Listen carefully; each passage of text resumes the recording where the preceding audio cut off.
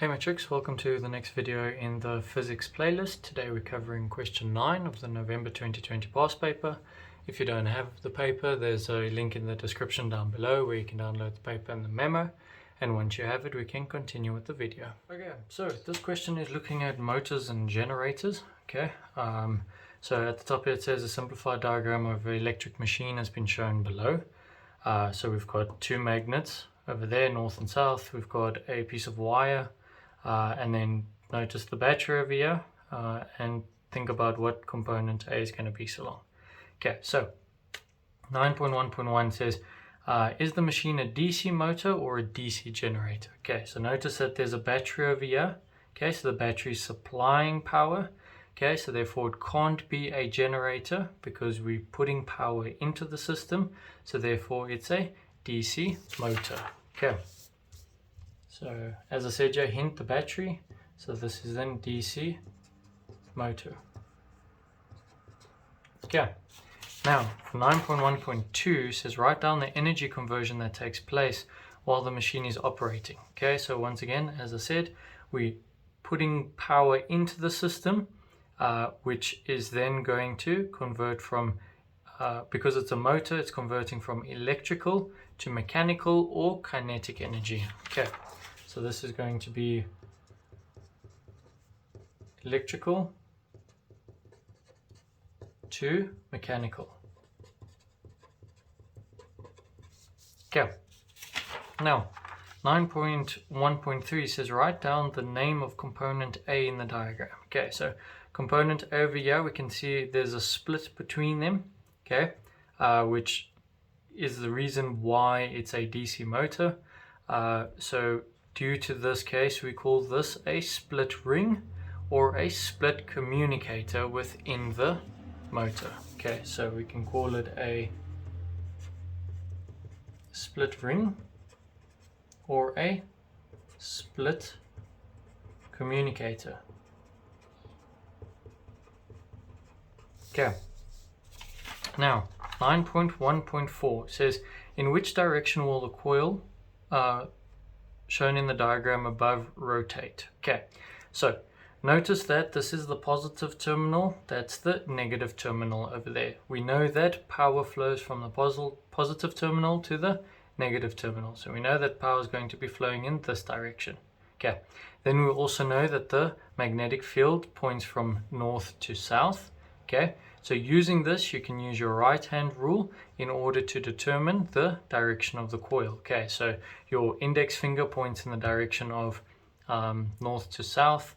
Your middle finger points in the direction of the current flow. Okay, so notice that the current flow is coming up and then back down.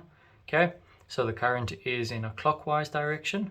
Okay, so therefore if you have your right hand rule, okay, it looks a bit funny, but your thumb is the direction of the coil's rotation. So we can see that the coil over here is going down.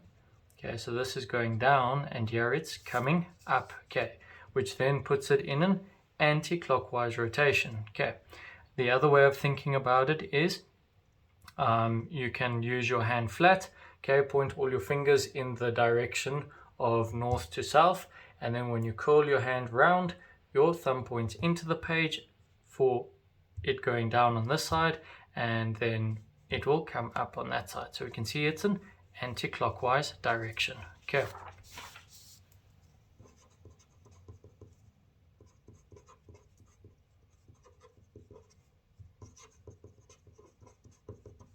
Okay, this is also due to the current flowing in a clockwise direction.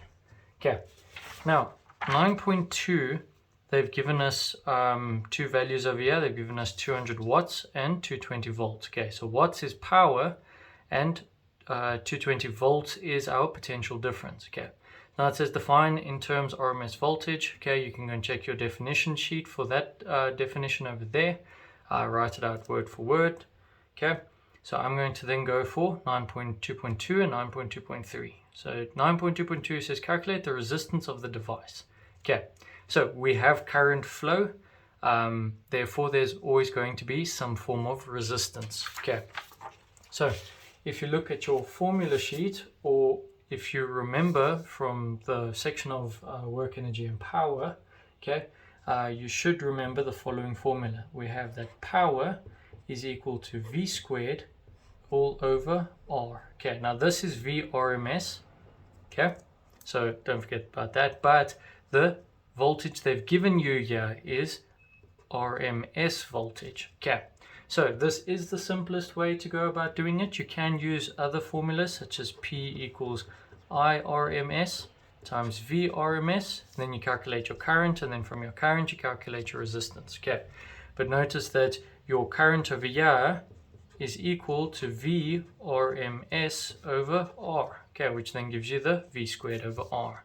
Okay, so now plugging in what we have, 220 squared divided by the resistance gives us the power. So the power is in watts. Okay, so this is 200 watts. Okay, so now we rearrange and we solve. So we're dividing this by that. So R equals to 220 squared divided by 200. Okay, and that's going to give you a resistance of 242 ohms. Okay, if you go about doing it this way, you then calculate your resistance. You'll have to round up to get to 242 ohms. Okay, now looking at the last question, it's worth 5 marks. It says calculate the energy dissipated by the device in 10 minutes. So dissipated means used. So there's energy transfer that's taking place. As we could see, it was from electrical energy to mechanical energy. Okay, so we've got our time stamp over here, but remember this is in minutes and we always take time in seconds. So just need to convert that to seconds.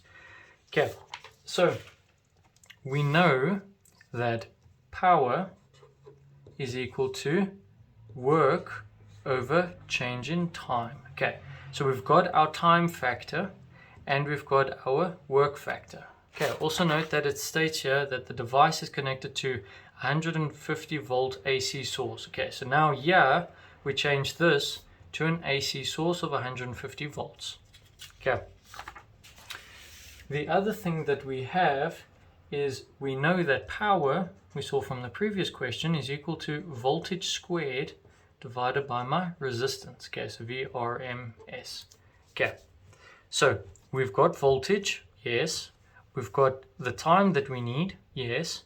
Okay, now we need to work out the energy dissipated. Now the last thing that you should recall is work equals the change in energy. Okay, doesn't have to be kinetic energy, it can be the change of any form of energy. Okay, so now substituting all of this into one equation, we're going to get P is then V squared RMS all over R. Okay, we've got our resistance. Then work equals delta E, that's what we're looking for, the change in energy that's been dissipated. And we have our time factor, which is 10 minutes, so delta T. So rearranging the equation, we're going to get delta E equals to V squared RMS times the change in time all over my resistance. Okay, now we just have to plug in our values. Okay, so remember it's 150 volts now, not the 220 volts. So it becomes 150 squared times 10 minutes times 60, because there's 60 seconds in a minute.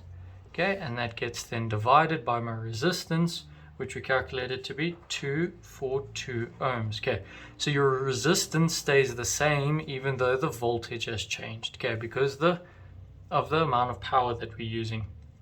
Okay, so therefore if you plug in everything over there and you calculate it, you'll get to a total of 55785.12, and energy is measured in joules. Okay, so this is the change in energy, and that's how much energy is being dissipated. Okay, and that's how we go about doing this question. Okay, if you found today's video helpful, then please leave a thumbs up on the video. It does help me a lot. If you have any comments or questions regarding question 9, please leave them in the question section down below. Please go check out the channel as well. There's chemistry and maths past paper videos over there. While you're there, please consider subscribing to the channel. And remember, it's never too late to have an OIC moment.